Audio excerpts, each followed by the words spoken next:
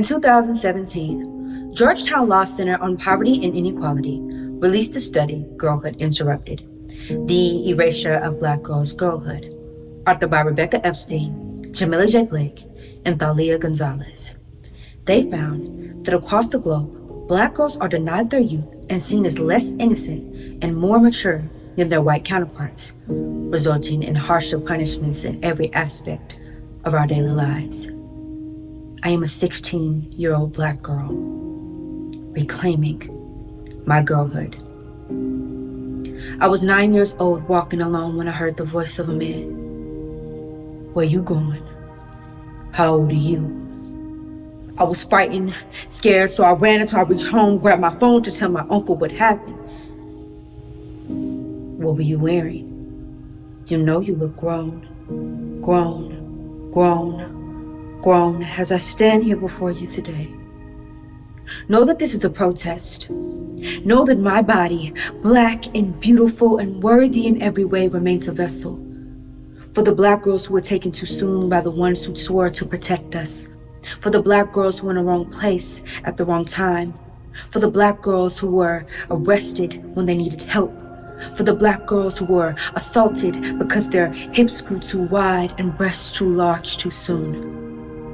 Know that this tongue speaks the life of Ma'Khia Bryant, 16 years old, a child who lived yet in another system created to fail her, a child who was protecting herself from women that same system failed, a child whose blood was used to paint the cement red, as if Officer Nicholas Reardon was the artist of her life, like he brought her into this world so he could take her out of this world. Know that this body rests peacefully at night, knowing there ain't no peace for this body outright.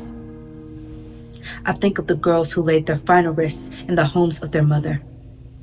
Ayanna Monet Stanley Jones, 7 years old, who in arm's reach of her grandmother took her last breath and entered anew in a dream because ancestors taught us that the ending of this body is not the end of life. I like to think she's happy there. In 5th grade, my teacher told me to wrap my jacket around my waist. You're interrupting class. She said that I was distracting the boys. She said my body was hindering their learning. She said I look too grown.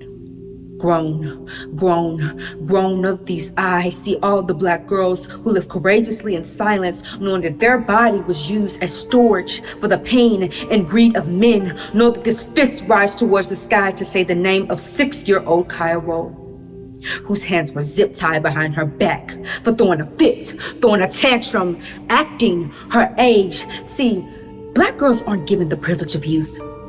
Youth protects from consequences that were made because you didn't know better. Black girls can't learn from the mistakes that were made because we were taught not to make them. You have to be twice as good as them to get half of what they have, so my grandmother would rock back and forth in her chair with the look of pride in her face as my mother ripped a page out of Master's book, How to Train a Black Girl. The basics. 1, don't be loud or you're ghetto. 2, don't say no or you're problematic. 3, don't be passionate or you're angry. 4, don't switch your hips or you're too fast. 5, don't fight because who will protect you?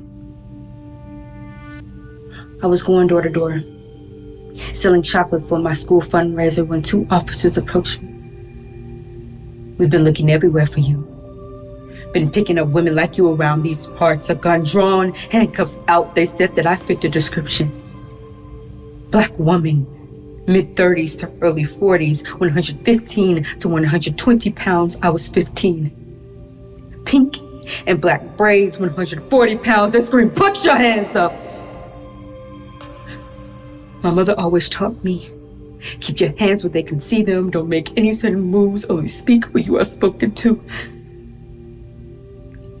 I knew this was the moment I would join my girls. I thought about what my uncle said. I look grown. What my teacher said. I look grown. What the police said. I look grown. So I said, I'm just a child. Can't you see me? Can't you see that I'm just a girl? Can't you see that I'm just a girl with chocolate skin selling chocolate? But Officer Nicholas Finn didn't see Micaiah. Officer Joseph Weekly didn't see Ayanna. Officer Dennis Turner didn't see Kaya. What do you see? As I stand here before you today, know that this is a protest. Know that my body, black and beautiful and worthy in every way, remains a vessel for all the black girls, for every black girl. I see you.